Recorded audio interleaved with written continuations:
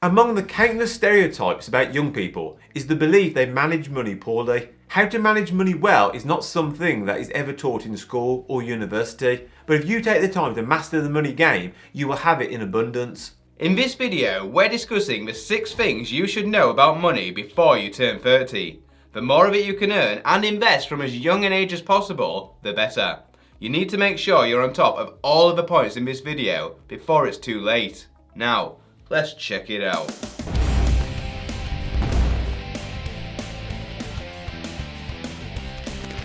And by the way, we want to give a special shout out to commission-free trading platform Stake, who are sponsoring this video. Stake are the go-to investing app to buy and sell US stocks. There are thousands of stocks to choose from and they charge 0 FX fees when you trade. Instead, Stake converts your pounds into dollars when you deposit money, so you only incur FX fees once, rather than every time you trade, as you do on many other apps. Stake are giving away a free US stock worth up to $150 to everyone who signs up via our offer link, linked to in the video description below.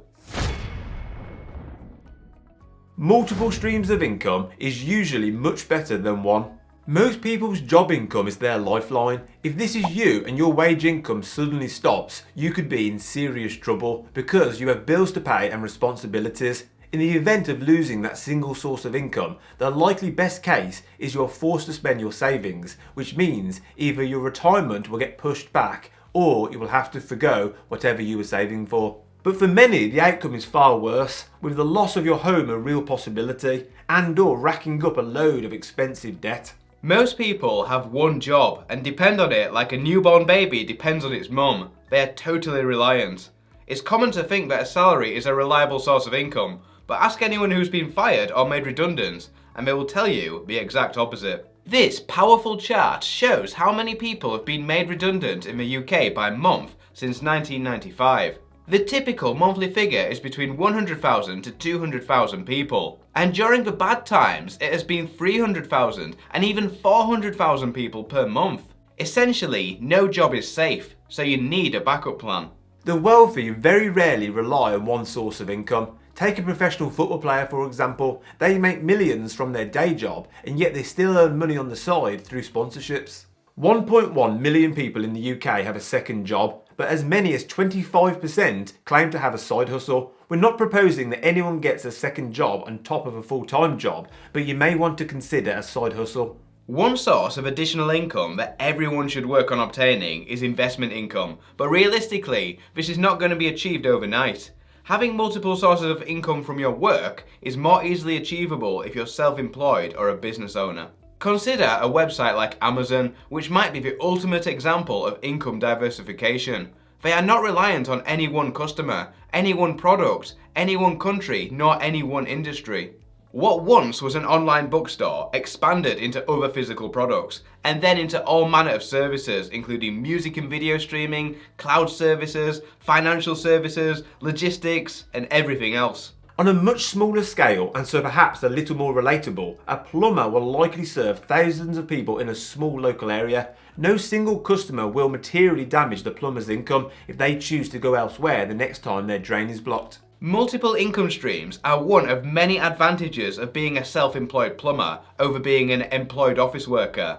Other advantages being increased freedom and greater control over their hourly rate. But the job with a single income stream is the one that the education system herds you towards. You need a game plan.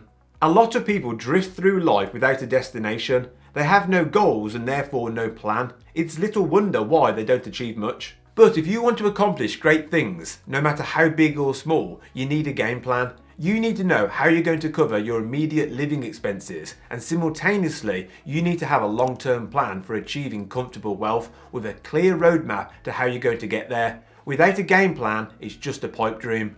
First things first, you need to draw up that budget. A lot of people find budgeting tedious, but more times than not it's because they don't have a long-term game plan. Once you know what you're striving towards, budgeting becomes, dare we say it, fun.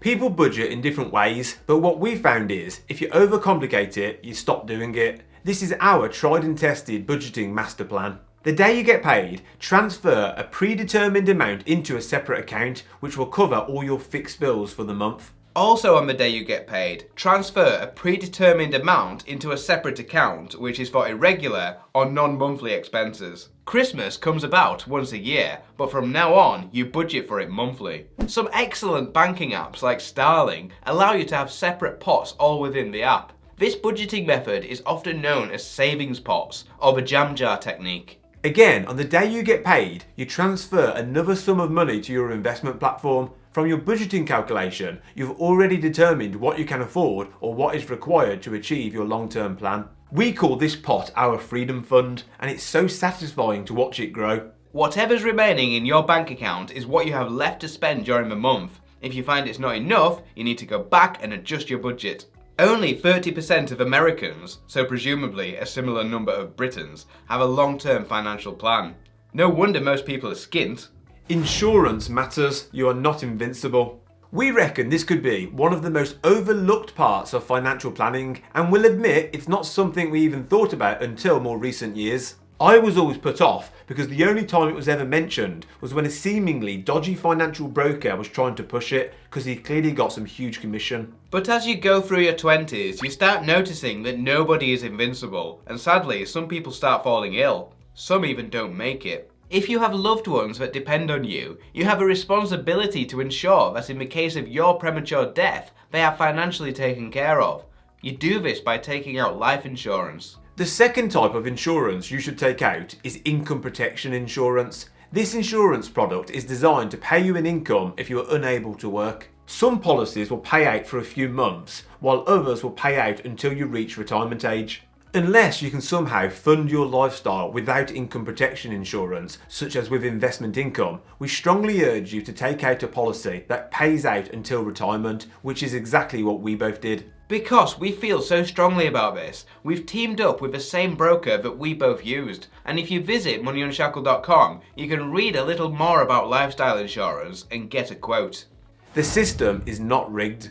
Some people who struggle financially blame the financial system, claiming that it's rigged. But the fact of the matter is, just because they haven't become financially successful doesn't make it impossible. There are thousands of examples where normal people have become not just wealthy, but insanely rich. One such example is the rags to riches story of J.K. Rowling. You will know her as a best-selling author who has sold more than 500 million books and became a billionaire. But prior to her success, she was desperately poor, jobless, and with a young child to provide for. She described her economic status as poor as it is possible to be in modern Britain without being homeless. Becoming a best-selling author might be difficult to relate to, so how about an incredible story about a janitor who secretly amassed an $8 million fortune by the time he died? He achieved this through smart spending and good investing habits, reports CNBC. His family was tremendously surprised upon finding out about his hidden wealth. He was a hard worker, but I don't think anybody had an idea that he was a multimillionaire, his stepson said. There is no secret to becoming wealthy. It is simply a case of adding value that other people are willing to pay for, spending less than you earn, and investing the rest. The more value you add, the more you will earn and the more you can invest. Sooner or later, your invested money will be making more than you do. You can make as much money as you want if you are willing to put in the necessary work. You must seek out pay rises, they won't come to you. Too many people moan that their employer doesn't pay them enough, and yet they never seek out a pay rise. Your employer is running a business and their goal is to maximise profits for the shareholders, not to be handing out pay rises if they don't need to. Pay rises are not given for nothing and certainly aren't given to those who don't reach out to take them. Most employers will expect you to work a job for at least a few years before being eligible for a proper pay rise of more than a derisory 1 or 2%. So to climb the career ladder at breakneck speed, the best thing you can do is to job hop between companies.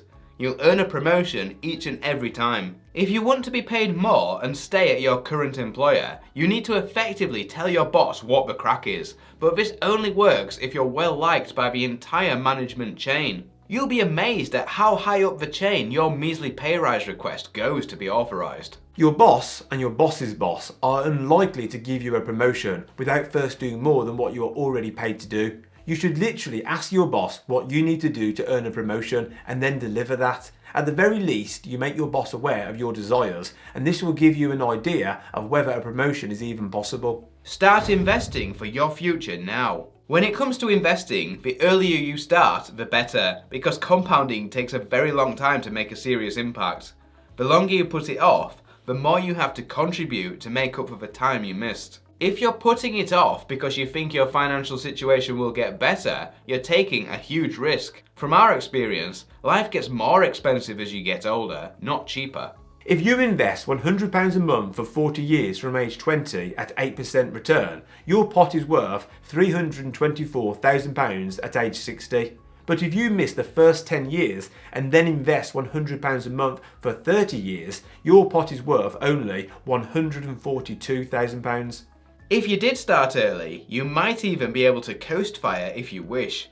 Coast fire is when you have enough in your investment accounts that without any additional contributions, your net worth will grow to support retirement at a traditional retirement age. For instance, stopping investing at age 40 and allowing your pot to grow by itself until you're 60 and ready to retire. Then you can spend more money on lifestyle and enjoy your later career a bit more. All your peers will be squirreling away as much money as they can for the last couple of decades before they retire and probably still won't have enough, whereas you who learnt these financial lessons early could be coasting all the way to a comfortable retirement.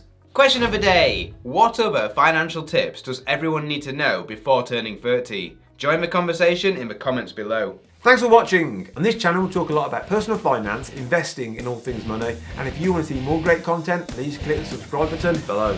This is MoneyUnshackled.com. See you next time.